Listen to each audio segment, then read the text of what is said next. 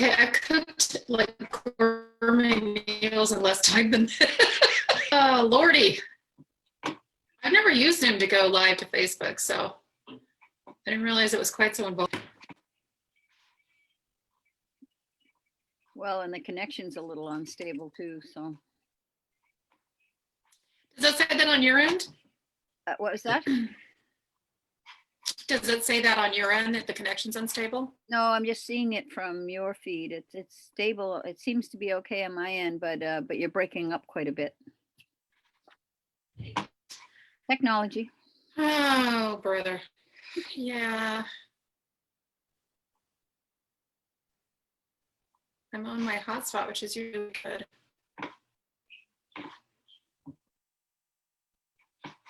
All right. Okay, good. Okay, good. We're here. Shows live on Facebook. Let's go. We're just going to wing it. We'll see what happens, Brenda. Life's an adventure, right? Winging it. Oh, good afternoon. It will be good. Exactly. Winging it's my special power. So thank you so much for waiting for us. It's 12:15. Usually we start at 12 o'clock, but we have technology today. And I have to give you a heads up. My dad and my husband are working on the power. So they're going to shut this whole shebang down. I don't know when, but I'll still have internet connection. I just won't have these lovely lights ahead of me. So you'll get to see me and all my naked, unlit glory. Well, not naked, but just unlit glory. So be patient. So I wanted to introduce, what's that? You're going to do some mood lighting. Ambiance, little Facebook ambiance. I wanted to introduce my guest today. This is Brenda Bryan. And Brenda, I was looking through my emails, and you and I actually met in October of 2017. So it's been 3 years since we've known each other. Yeah, so let me read your bio real quick and we will dive into things. Brenda Bryan is a kick-ass inspirational speaker, a diviner of human potential. As a transformational coach and mastermind facilitator, she supports women to unmask and nurture their genius, empowering them to live in the strength of their passion. Teaching through the Raise Your Voice Speakers Club, one-on-one coaching, workshops, and stages around the country, she demonstrates authentic, warm-hearted humor with a deep wealth of knowledge of how important communication is to feminine power. For the past 45 years, she's continued to build her toolkit to support women's empowerment. And this is one of the fun facts I love. She facilitates ritual and teaches people sacred art through drum making and other creative works. You are just a Jacqueline of all trades, Miss Brenda. Don't they call it a Renaissance woman or something? You are a Renaissance. When you have that kind of broad range of nothing actually sticks, but everything becomes kind of tactile. Okay, you are the epitome of a Renaissance woman. Brenda and I were talking about once that she made, and I'm going to botch this story, but she made crepes to people in France, right? You had a little trailer and you made crepes for people. Actually, I got the idea when I was traveling in France, and then I went home to Nova Scotia and in Halifax and bought a step wagon and created a crepe wagon. And then for 3 seasons, I actually went out to all the art festivals and made crepes. And the artists really liked me there because we were the only healthy food on the spot because everything else was deep fried. And so we were making really healthy, good vegetarian food that they love. So we got invited to all the great festivals. I bet. And that's just part of your journey. So I want you to talk about the journey of how your company came to be and what was your inspiration for all of that? I don't know that inspiration was a key factor in it as much as necessity was the key factor, which is the journey of life, right? We're always looking for the next thing. How do I explain this?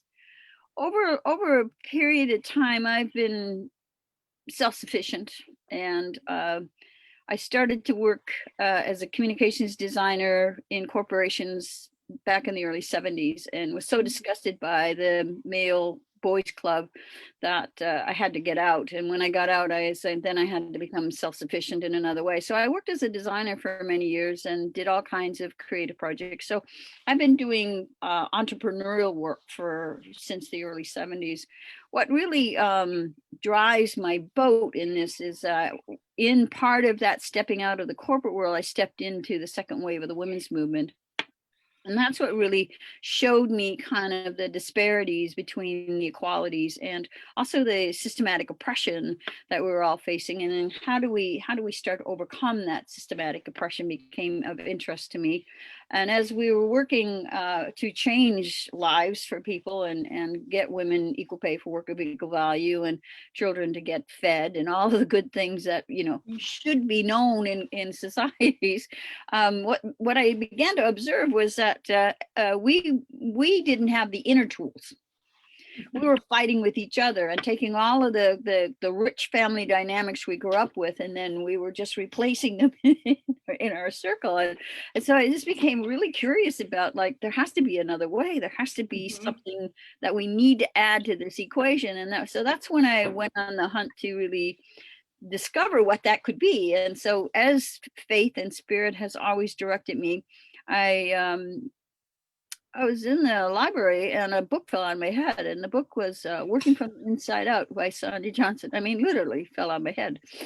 And so I read it because I'm like that. When signs come, I take them. And it turned my life around because it gave me the insights as to what I needed to do next. And so that's what put me on the path of going to California and taking and learning to be a transformational coach and learning all of the personal growth evolution work that I started back in I went to California in 1986. And so I've been on this journey since then to really evolve consciousness and awareness around the personal paradigms that we live in that create such destruction for us and keep us from living to our most vibrant, healthy selves, and what does it take to actually unwind those? So I have a long history of personal growth advocacy work that corresponds with my entrepreneurial work, and then of course, because I'm dyslexic, I had to learn to speak because I don't write very well. So I wasn't writing very well. And so this is all the evolutions of kind of the consciousness of the planet and the consciousness personally of coming into how can I be of service? Because that is certainly my biggest heart's desire is to serve and to create quality of life wherever I can. And so that then evoked kind of like, well, what could I be doing to make a difference? And so my coaching work has been a huge component in that over the last 9 years especially.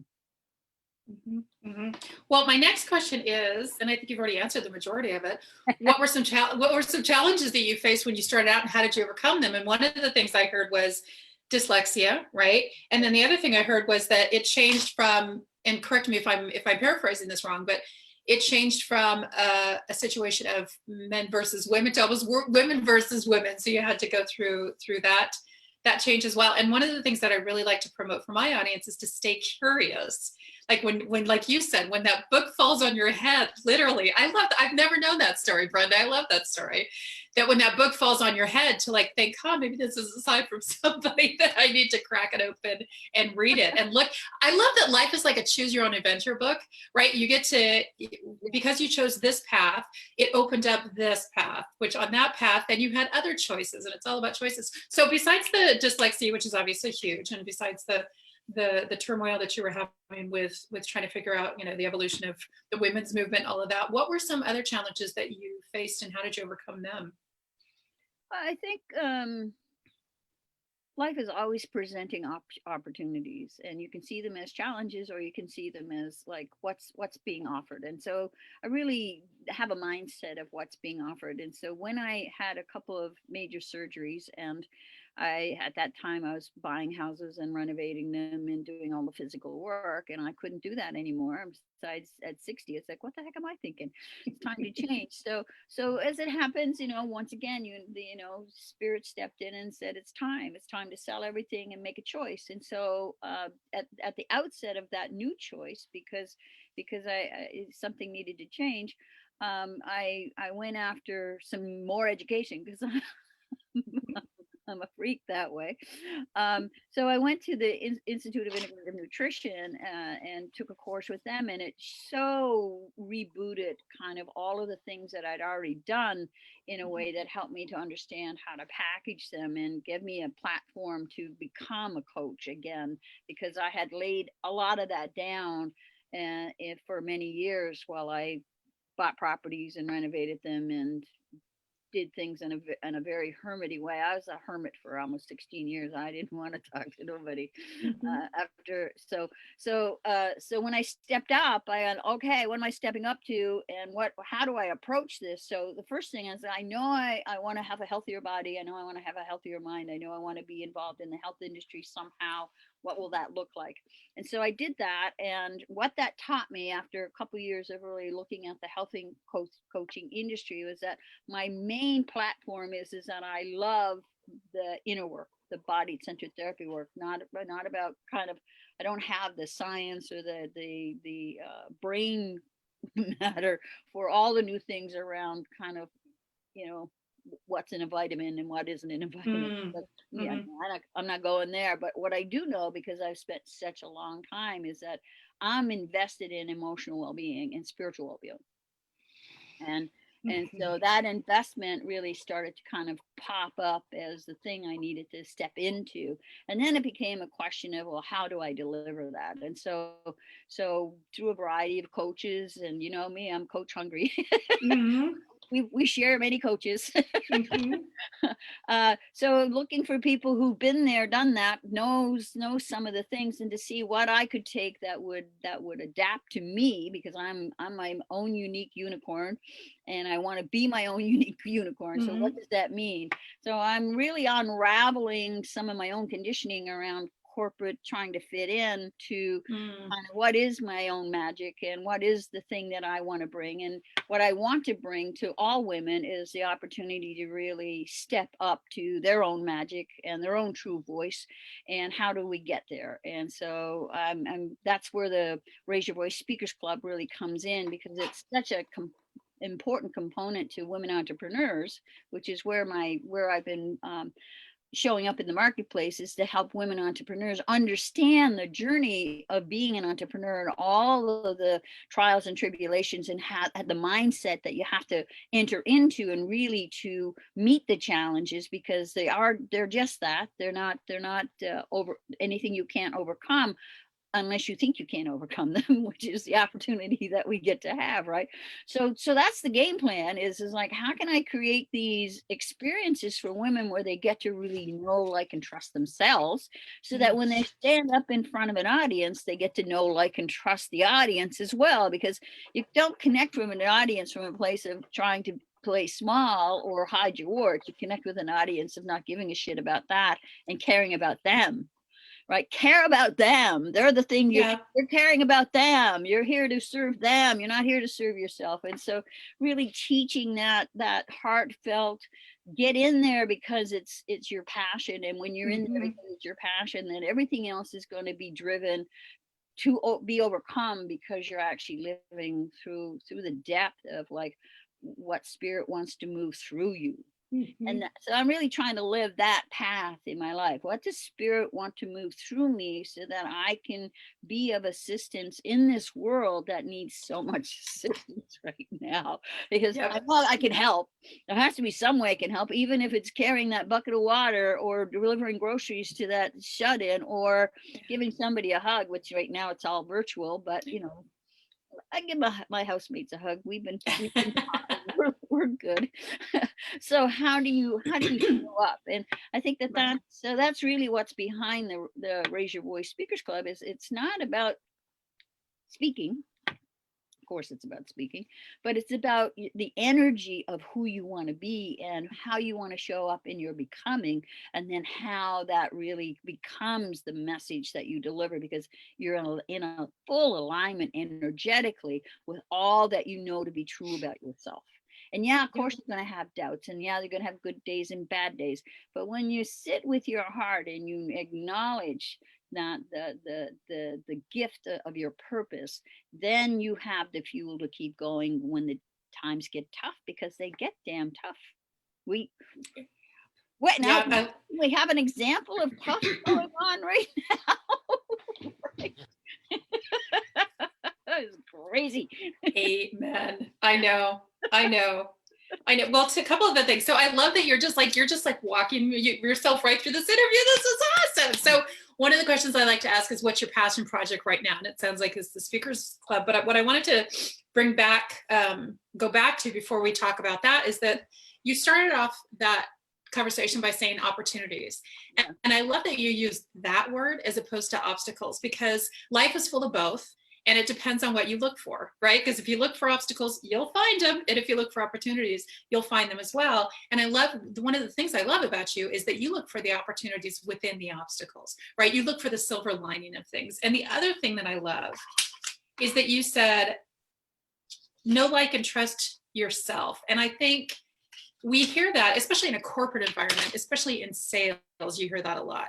You know, you got to get your audit. People buy from people that they know, like, and trust. But I've never, ever heard someone say you have to know, like, and trust yourself first. And I think that is so powerful. And especially when we have in the past, I think that tide is turning a little bit, but we have in the past come up against such obstacles of, you shove your femininity down, right? Because if you show that femininity in a workplace, you're weak, you're bitchy, you're pushy, you're snarky, you're nasty, right? And so I love the fact that you are telling people to really unravel themselves and like get in there, get juicy with stuff. And then when you show that to your audience, when you know, like, and trust yourself, your audience will as well, right? Get out of your own way, channel it towards the audience, and serve them first. I love that message. So tell us a little bit about the passion project in your life right now, which is obviously the Speakers Club. What's that all about? Well, what it's about is that deeper relationship to our own truth, and to really stand and deliver a message that is authentic, and that is part of what the Speakers Club is about. How do we really show up authentically? How do we connect to the people we really want to be serving? But to do that, we really have to unwind some of our own pain and some of our own stories, and some of the stories we tell ourselves that keep us from doing that. Because, you know, one of the biggest fears for most people is public speaking. And for women, it has, you know, I think it's a stronger thing, because like you just rhymed off a whole bunch of things, like you're a bitch, or you're unwieldy, or you're too emotional. It's like, you know, so much of a story has been presented to us because we are intuitive, because we do have big feelings, because we are creative, because we do think outside of the box most times, because we are highly intelligent. And so the feedback that we've received is to shut that down, and to keep it palatable for the environment. That palatability has driven us to be poor emotionally, poor spiritually, poor energetically. And so our job now as women is to thrive in the environment of our own purpose.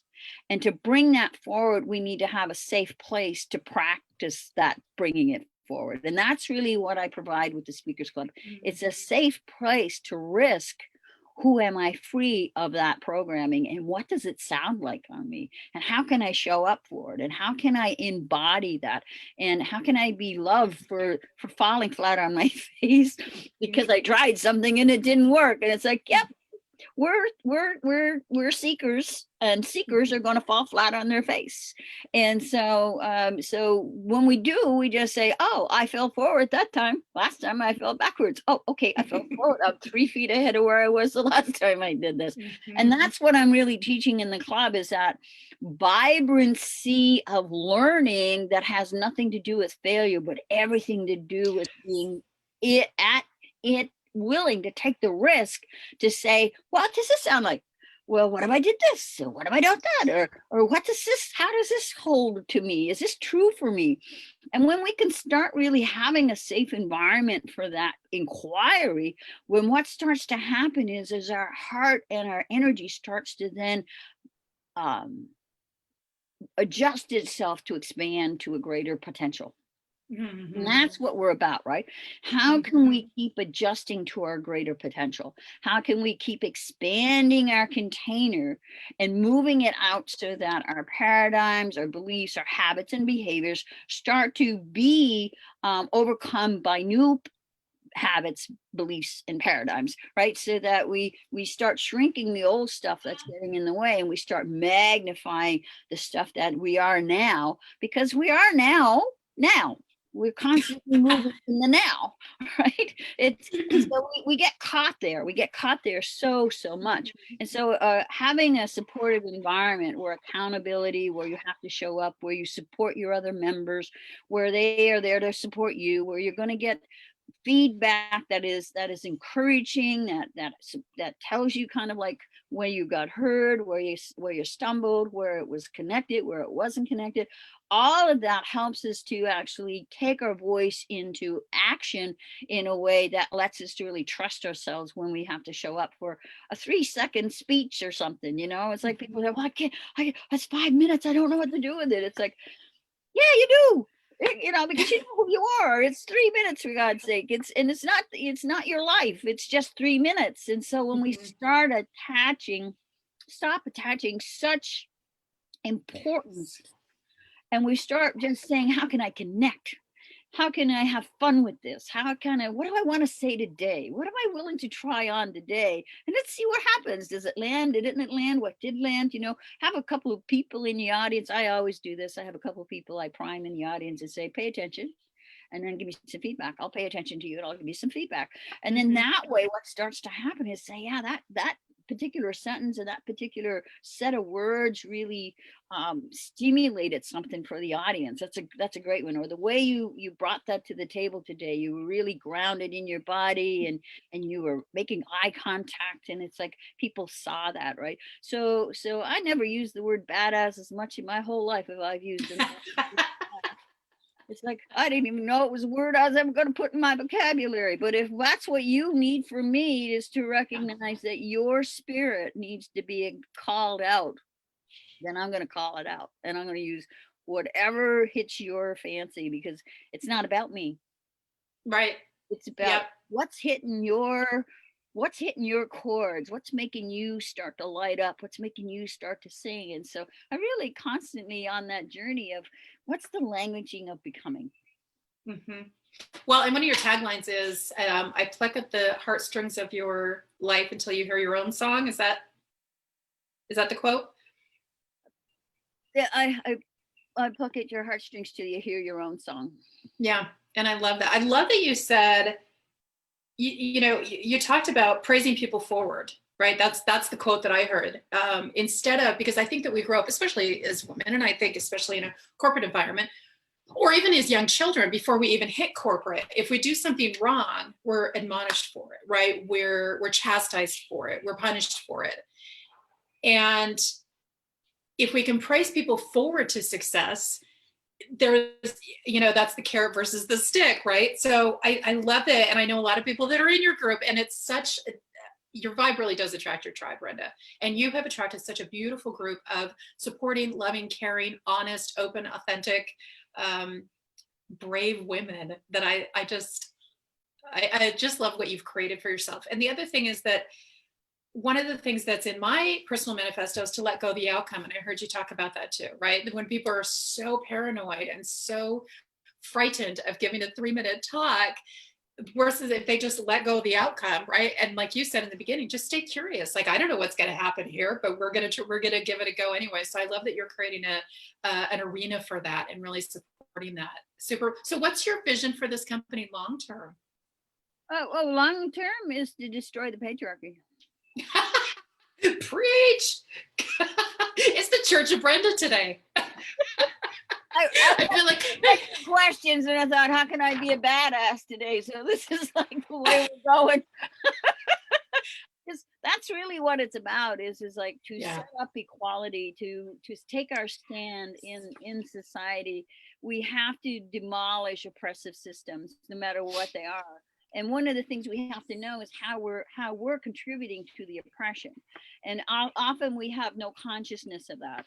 And so ultimately, as women come to raise their voice, as women come to the strength of knowing what contributions they are making when they know their worth, we will be destroying a system of oppression, because we can actually step past all of that systematic structure and step into how do we want to create it based on what we know to be the inherent law of the divine feminine.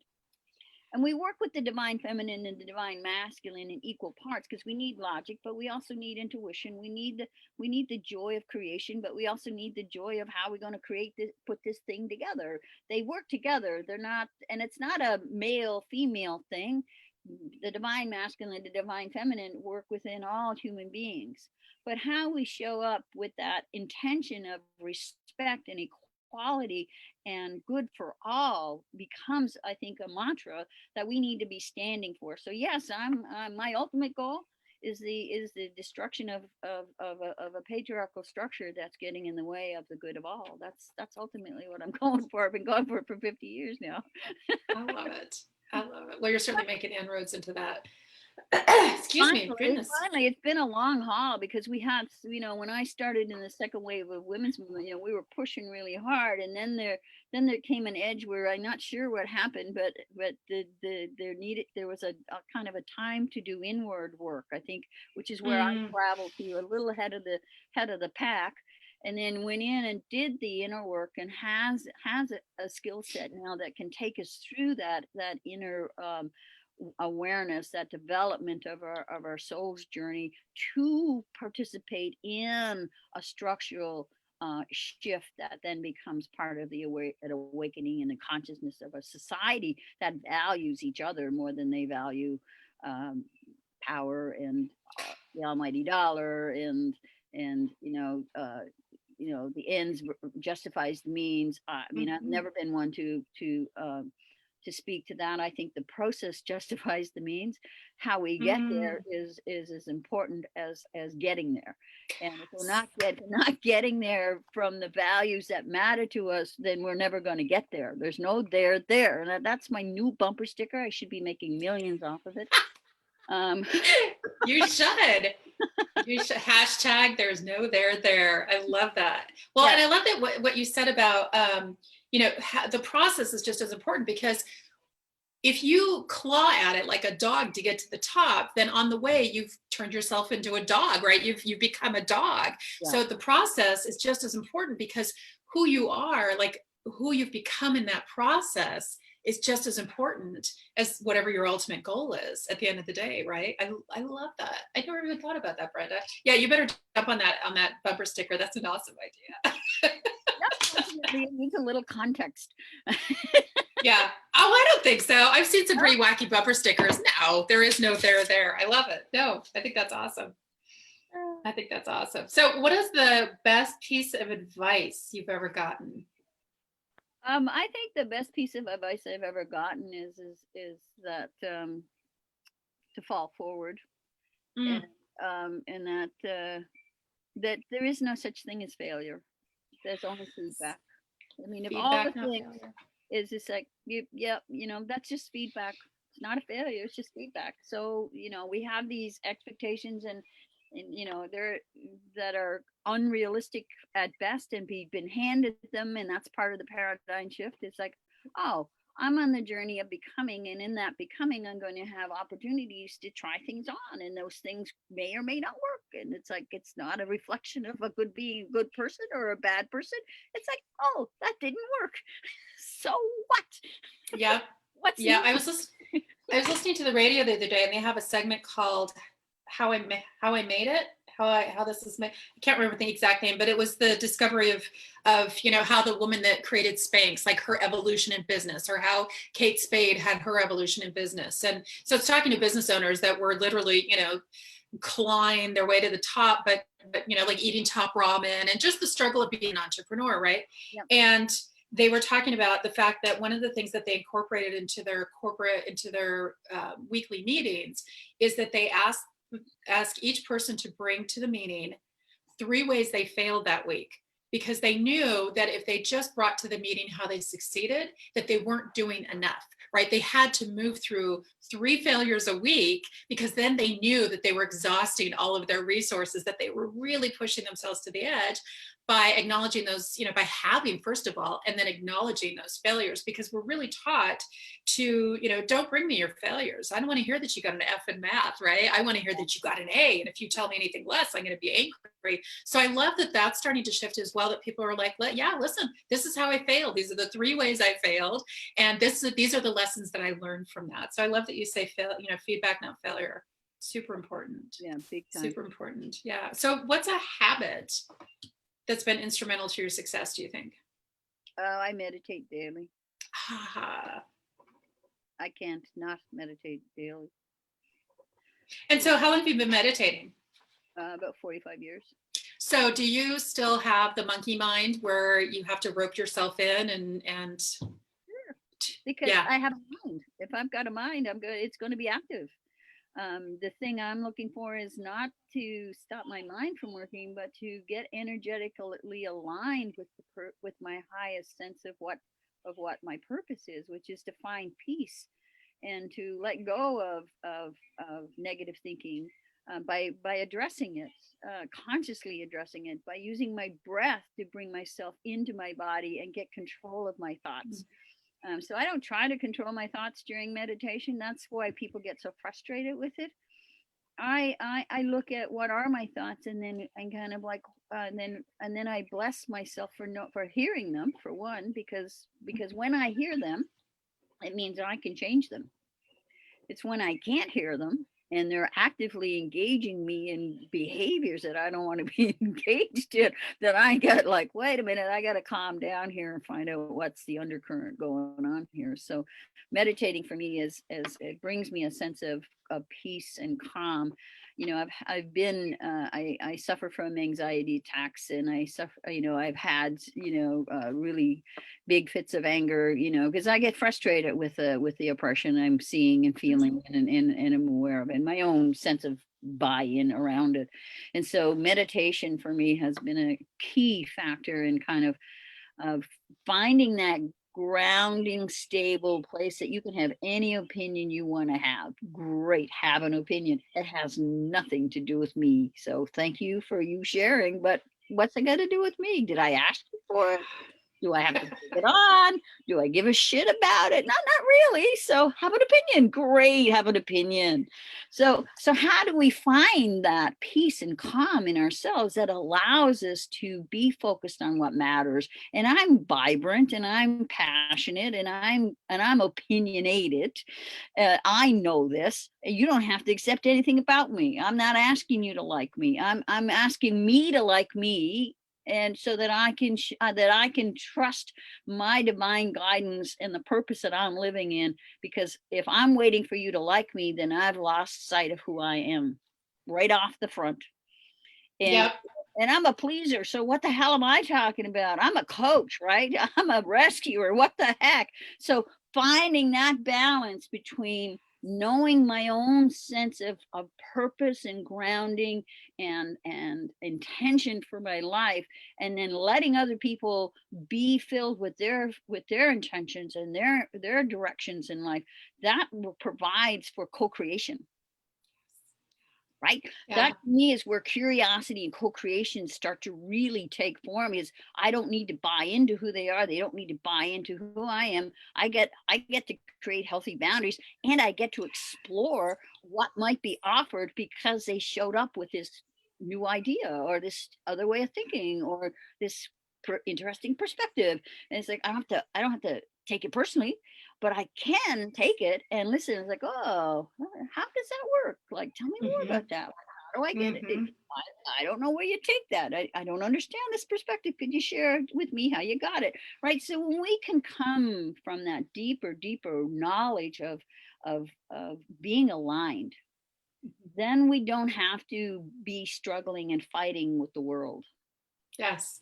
Yes. Well, the reason I asked about the meditation is because I think a lot of people have the misconception that when you meditate, you're not supposed to have any kind of thoughts or oh, I must be doing it wrong, so they give up, right? And that's not what it's about. So I'm which is why I asked, after 40 plus years of meditating, do you still have, well, of course you do, because like you said, you have a mind. So, and the other thing that I really like that you said is that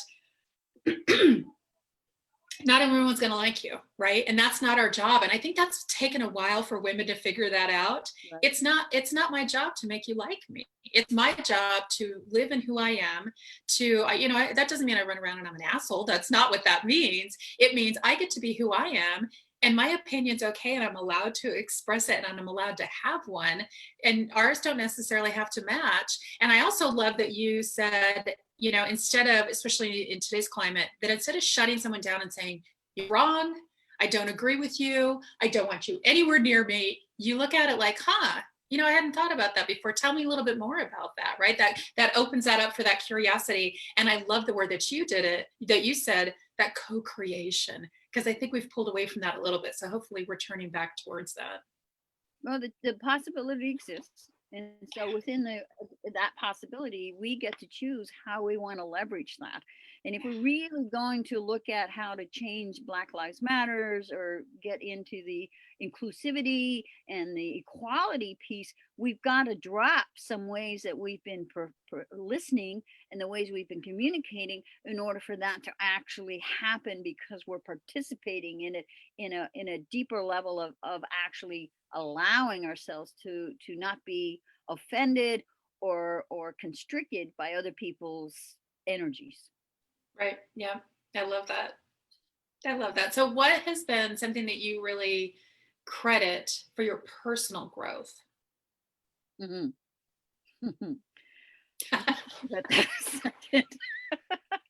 Well, I came in as a seeker, and I've always been curious, and every person I meet is a teacher to me.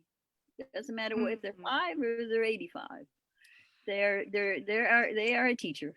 And so I credit my curiosity about learning and being in wanting to engage in ways of thinking and being that are not programmed. And so I was given that gift on birth, and I've enjoyed it as my life's ambition is to expand it. Mm-hmm. So looking back on that, what's something that you would have done differently, if anything? I thought about that, and it's like I don't have a sense of doing things differently. If there's one thing I would have liked, is like maybe I could have been more serious in school, but then whatever, the school system never interested me. My brother was a straight A student. He was liked by the teachers. I did everything in my power to rebel against being like my brother, or being included, because I was that. And so one year, I think it was grade 7, it's like, you got to be more like your brother. It's like, well, what would that look like for you? Like, what are you thinking that means? It's like, well, your brother's a straight A student. I said, okay, I'll do that for 1 year, and then you got to leave me alone. So I did that. And then they left me alone, because it wasn't that I wasn't capable. It was that the curriculum didn't interest me. I love that. And I knew your answer before I even asked the question, that you weren't really going to have a whole lot of regrets or like something you'd done differently. But I love the fact that you, like I said in the beginning, this is like a choose your own adventure book. And you realize that, the flip side of not being a straight A student was that you are, a curious individual, just having, those straight A's. And I remember telling somebody, because I had the advantage of going to college later in life. I didn't go right out of high school. And I remember my fellow students, who were obviously younger than me, and they would get so upset about not getting an A on something. And I said, I'm pretty sure in the next job interview you have, they're not going to ask you what grade you got in college English, right? And right. Your spouse is not going to ask that, or your friends aren't going to ask it. So to put things into perspective, right? So I love that you kind of did that at an early age. That's awesome. Yeah, no, the school was never my thing. My thing was people. And I remember grade 11, I went to a new school from grade 9, grade 10 to 12. That was the structure back in Canada in those days. And in grade 11, I actually formed a whole new, I joined a community that had 10 people. I became the president of the club. At the end of my term, we had 387 people join the club.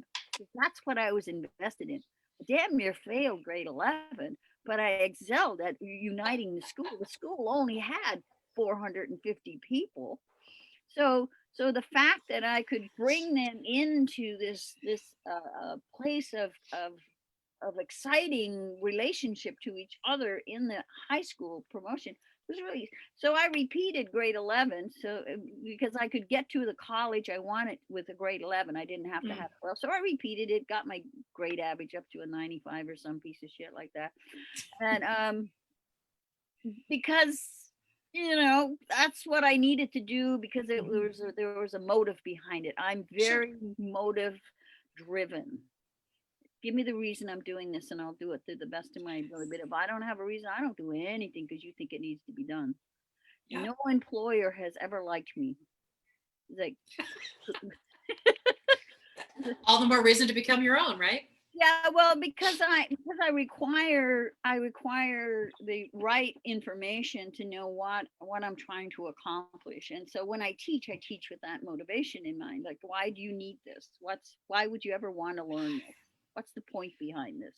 And so when we know that, it's like, I know that, we can learn French in 2 weeks and be totally efficient in a foreign language when we're motivated. So to spend 5 years learning French at a school level, when all we need to do is be dropped into the environment, we'd be totally efficient. Right. So I want to see an educational structure that recognizes that level of motivation and interrelationship between what we're learning and its application. Because when things are abstract like that, we really don't retain it, and we don't really use it. So everything I've done in my learning environment is I take it, I use it, I interweave it into my knowingness, and then I take the next piece. And so I travel through life with that concept in mind. It took me 5 years to finish a 9-month program, because that's my transformational program, because I didn't want to be ungrounded in the work. I wanted it to be interwoven into my understanding, and I practiced it and I take it. And then when I learned the next piece, I would do the same thing. And so I just kept going. And so when I speak to the depth at which I know my work, it's because I practiced and I experimented and I used it. And then I would take the next bite, and then I would be nourished by it. And then and so that's how I see growth. It's like, I don't want to be flooded with 10,000 things and only get 2 in the end. I want to get 5 things I can use, and then another 5 things, and pick and choose what ones I'm going to use when it's time for me to put them into use. I'm just like that. I've always been like that. It's like, okay, this is how I learn. And that's the important part, is that we all have different learning styles. And the more we cater to how we learn, instead of trying to learn to somebody else's style, the more we're actually going to excel at what is best for us. Which is about what I kind of somewhere in there. It's about, like, I really want to help women nurture their genius. Well, you can't nurture your genius if you're actually trying to fit into somebody else's box. I love that. And I love that you take the time to figure out why you're doing something. I remember when I worked in corporate life, and I would ask a ton of questions in meetings. And one of the girls said to me afterwards, "Do you have to ask so many flipping questions?" I'm like, yeah, I can't just be given a task and say, do it. I want to know how it fits into the bigger, broader picture. So I love that you are now bringing that into your teaching for your students, as to, this is why we're doing it. This is why this is important, as opposed to just regurgitating something you learned because that's what you think the expectations of someone in your classes is. So yeah, genius. So what are some things that you're feeding your head, like podcasts or books or? Well, I'm on a roll with kind of shifting the paradigms, because I'm really wanting to kind of look at, where am I holding myself back through my belief system. So I've got a new library And one of them is your invisible power, which is like something I've always known because I've always used my ability to visualize as being part of it. But this book is exceptional in terms of how it speaks to the divine and how we work with the divine and how we work with the universal principles and the universal laws, which we hear about, but this is kind of functional. Then the one I've been trying to eat and realize that I do it automatically is U squared, which is quantum leaps, right? Um, just a fun read. Napoleon Hill, Keys to Success. Of course. And Napoleon Hill, Think and Grow Rich. I've had that book for like 10 or 15 years, and I read part of it, and then I got obstinate. And then and now I'm working with Mary Morrissey in her Brave Thinking Masteries course, and of course I'm gobbling up this stuff because it's like I've made a decision to transcend my own limitations. And so everything, I'm just like, I'm this little no, you know, and then I get and then I'm stuffed, and it's like I gotta rest for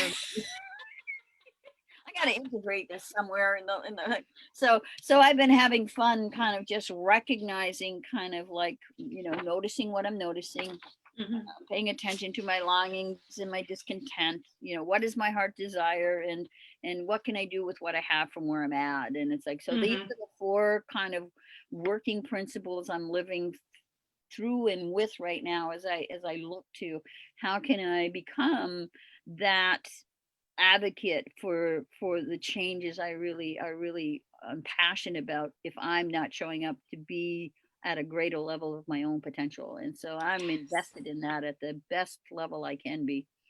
And Yep. struggling with my frustrations of not getting there yet, and struggling with the kind of the mental attitudes that I inhabit. It's like, damn, I still got that one. And it's like, oh yeah, okay. So what's a loving thing I can do? Like get your shoes on, get out the door, and go get a walk in. You know, do the things that are going to help you move the energy and clear out the cobwebs and take responsibility for where you want to be. So I'm you know, I'm an advocate for growth, and if I'm not growing, then I'm not being a good role model. And I believe that the only way I can teach is by teaching exactly what I'm telling you to be. Be authentic, be vulnerable, be courageous, take risks, be curious, I want to be the model of a leader that shows by the way I lead that I'm doing my work. I love that. There's also a companion book to U Squared. There's a follow-up companion book to U Squared, which is another quick little read as well. Yeah, those are awesome books. And I love that, you know, you mentioned school. Like I just look at that curiosity and that school's never out. I remember when my son was young and he would say, oh, I can hardly wait till I'm out of high school and I don't have to go to school anymore. And, you know, and I said, well, but it's never out. Like your dad and I learn something new every single day, right? And so I think that if you can kind of settle into that and realize that you're never going to be done learning, and what a great thing that is, right? There's always going to be some opinion out there you haven't heard that you're curious about, some paradigm shift that you know, you're still curious about. So I think that's really instrumental, and clearly has been instrumental in your growth, is just that stay curious, and like your mind is open to so many different things. And but I also love the fact that you realize that when you feel like you've eaten a turkey dinner, right? And you just need to like relax and let that settle in, that you let that settle in, and, you know, you get up and go for a walk and clear the cobwebs and that kind of thing. Because there is a huge, tremendous strength in changing your environment, right? That's getting out of your head. And especially now when we're in a situation that we're in, getting out and even walking around the block is really powerful. And I think people underestimate that. So I'm really glad that you brought that up. And so to that end, I would love to know. Go ahead. There is some science behind that movement thing. It's like you're 78% more likely to actually be creative and come up with new ideas if you're actually moving. So I write a lot of my presentations. I do a lot of my poems by writing. By walking. I use movement as a way to actually keep energy going when I sit too long at the computer or whatever. So there is science behind it. I love the science that quantitates what I want to do. Well, and I found that my biggest growths are in the quiet. So, for example, like I remember when my son he's 12 now, but when he was little and all day long, it was just the incessant crying and the bottles and the whatever. And I remember my biggest leaps forward when I was laying down with him in the rocking chair, rocking him to sleep, where everything was quiet. And that's where I had my biggest aha moments. So I think that's probably similar to what you experience on your walks, because you don't have the podcast and the Facebook and the ding ding of your emails and like, right. It's quiet. It's just you and your mind, and you're out. And like you said, there's that science behind it to support the fact that you're actually moving. But I like that you take time out for that quiet, and then you listen to what comes into your mind during that quiet. Yeah, and I listen to my dreams. I listen to voices. I know I've been guided by spirit in so many ways. You know, if I've got a thought going on, and a bus goes by, and there's a thing on the bus that kind of goes, oh, that's what I'm missing. I'll take wherever the information wants to come from. I'm not going to throw it away because it didn't come in some form that I was wanting it to. It's like, no. Spirit has a funny way of traveling, and the more we open to it, the more we will see the all encompassing spark of light that will take us where we need to go. Awesome. Speaking of taking us where we need to go, I wanted to take us to the next little question, which was, how can people work with you? Do you have something you could share with the audience or talk about with the audience, or anything you've got going on in your business right now, or specials or enrollments or anything? Well, I'm offering a 20% discount on those who want to enroll in the Raise Your Voice Speakers Club, because it's enrollment time, and I'm really wanting to boost the relationship with the community, and so this would be a good time to hop on before Christmas and get that discount. And you can connect with me at my Gmail, which is BrendaR.Bryan@gmail.com. Just send me an email, or go to Facebook and private message me, which is another good place. Or you can go on my website, which is www.BrendaRBryan.com.